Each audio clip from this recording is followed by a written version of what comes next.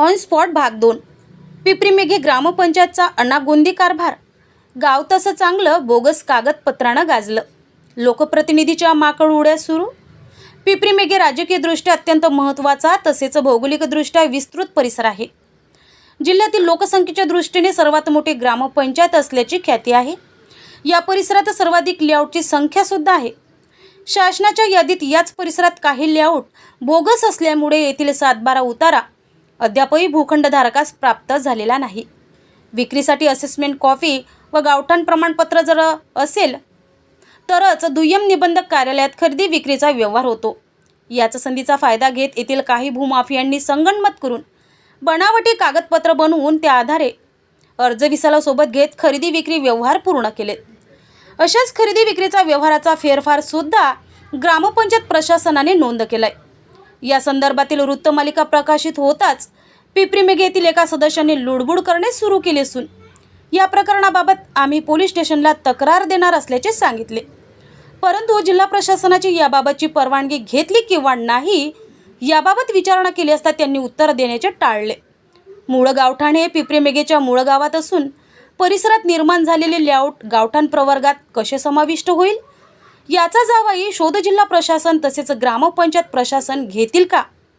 Bogus दस्तऐवजाच्या आधारे खरेदी विक्रीचे व्यवहार करणारे सक्रिय असलेले रॅकेटचा भांडाफोड करण्याकरिता ग्रामपंचायत प्रशासन कायदेशीर कार्यवाही करतील का याकडे समस्त पिपरी मेघे वासियांचे लक्ष वेधले आहेत. हॅलो, नमस्कार दमाडे साहेब. बोला. मला चुमाटे बोलतो म्हटलं, हा जनसंग्राम न्यूज मधनं. हा एक मदत हवी होती म्हटलं आपल्याकडून. कशाची सांगा ना.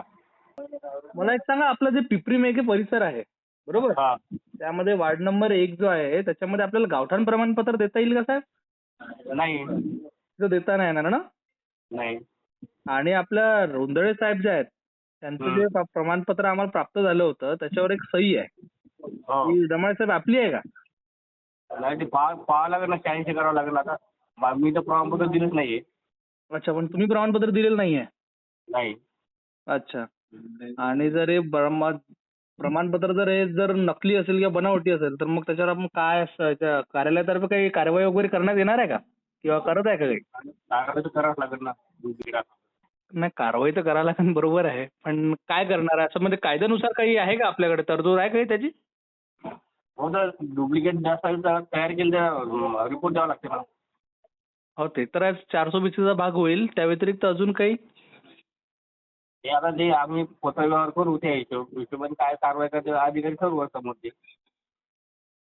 ठीक आहे. तर या बाबतीत मग जिल्हा प्रशासनाला कळवलं आहे का वर? नाही कळवायचे. सध्या अजून कळवलं नाहीये. बरं. नेमकं काय कारण आहे मॅम, आपण आज ग्रामपंचायतीच्या वतीने रामनगर पोलीस स्टेशनला इथे आला? पिपरी मेघे ग्रामपंचायतमधील जो भाग आहे गजानन नगर, तर तो गावठाणामध्ये येत नाही, पण त्या ठिकाणी गावठाणामध्ये तो येत असून सुद्धा ग्रामविकास अधिकारी यांच्या नावाचं लेटर पॅड आणि सही शिक्के मारून त्या ठिकाणी म्हणजे जे विक्री आहे, विक्रीसारखं असे घराचे फेरफार विक्री असा प्रकार त्या ठिकाणी घडून राहिलेला आहे. आणि ही बाब आमच्या लक्षामध्ये आलेली आहे आणि त्यामुळे त्याची कंप्लेंट करण्यासाठी आम्ही या ठिकाणी आलेलो आहोत. कारण की यामागे नेमकं कोण आहे याचा तपास सुद्धा आम्हाला घ्यायचा आहे आणि त्याची आम्ही लेखी कंप्लेंट आज रामनगर पोलीस स्टेशनमध्ये आम्ही केलेली आहे.